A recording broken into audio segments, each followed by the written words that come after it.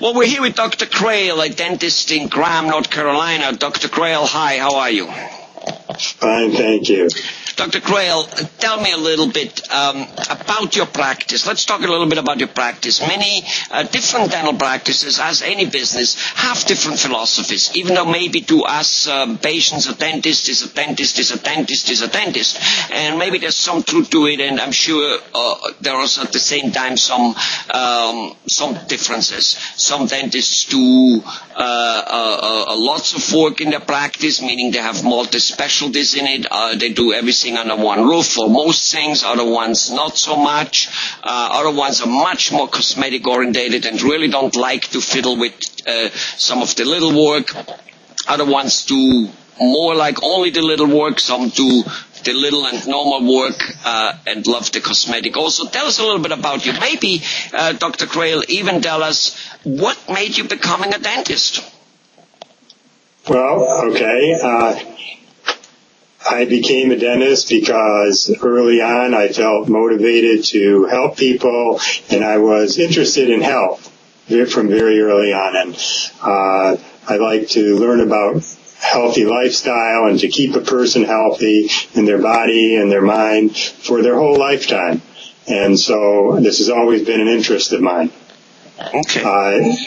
As far as the dentistry that we do a general dentistry, which is a wide range of treatments and prevention and education of the patients so that they can be a partner with us and that they can also maintain good health throughout their lives.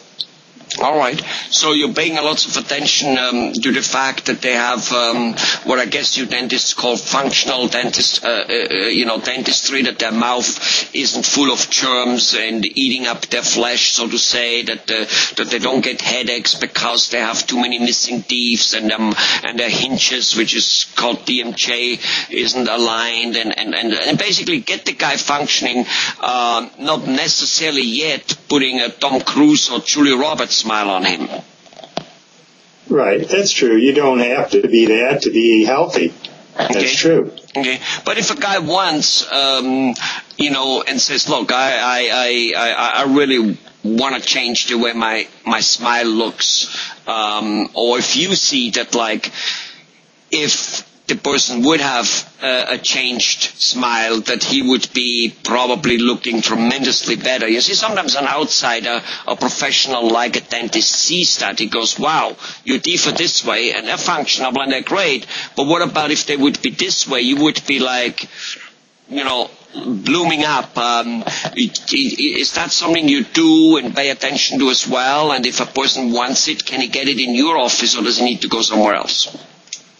Yes, well, we do deal with some of these things. Our primary focus is to prevent disease, and then if there is disease present, of course, to treat the disease. Right. And we often ask patients if they would, there's something about their smile that they would like to improve. We'll certainly work with them to attain that. And we do some of the work here. Occasionally, we have specialists that we can refer to. Great. All right, so basically good. So basically functional dentistry, cosmetic dentistry, periodontal. You do periodontal disease in your office? Yes, we treat some periodontal disease, and we also have a periodontist that we work with if need be. Mm-hmm. What about, if people, want to straighten out their teeth a little bit with orthodontics, Invisalign or something like that? Is that something you provide? We refer our orthodontics to, we're very fortunate to have 4 local orthodontists in the area, and they do very good work. Okay. So when people need orthodontic work, you do refer them out? Yes, sir. Okay. What about Invisalign? Are you doing that? No, not in our office. Okay. The local orthodontist. The local orthodontist does that. All right. Well, wonderful. Anything you would like to add on about something about your practice or you yourself, or something a message you want to give to patients out there? Well, yes, that much of dental disease is preventable. And yet many times the disease can start to develop and it doesn't have symptoms. The patient may not feel any pain. And just because there's an absence of pain doesn't mean that necessarily that there's an absence of disease. So we like to catch things early and repair the problems or take care of things when they're small rather than wait till it hurts. And then oftentimes it's a much larger job and it involves a lot more, something that could have been prevented. An ounce of prevention is worth a pound of cure, I guess, right?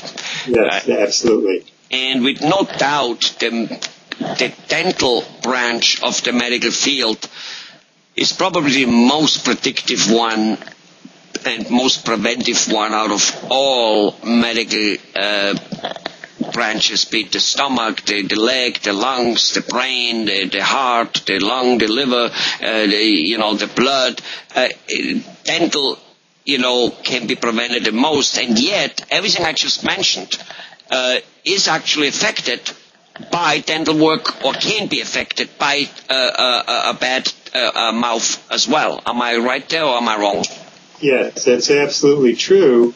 Recent research has shown that inflammation and infection in the mouth definitely can affect the whole body, all the systems of the body. And as the research comes out, we see a stronger and stronger links between problems in the mouth and problems in the rest of the body. The mouth, in fact, we look at as the gateway to the rest of the body. Things go in and it gets spread around and things can happen. And we want to prevent all those bad things from happening. Well, makes sense. After all, whoever built us, let's call him God for now, but anyway, whoever built us, he put the brain in there, in the head, he put the eyes in the head, he put the nose in there, he put the ears in there. Why would he put something like the teeth in it there, which he says, oh, that's one part not important at all. He put lots of important things in that little round thing there. Well, Dr. Crails, thank you very much. We'll speak to you more about different diseases, illnesses, and ways of treatment in dentistry and advancement in dentistry, because they have been huge as well. Bye-bye.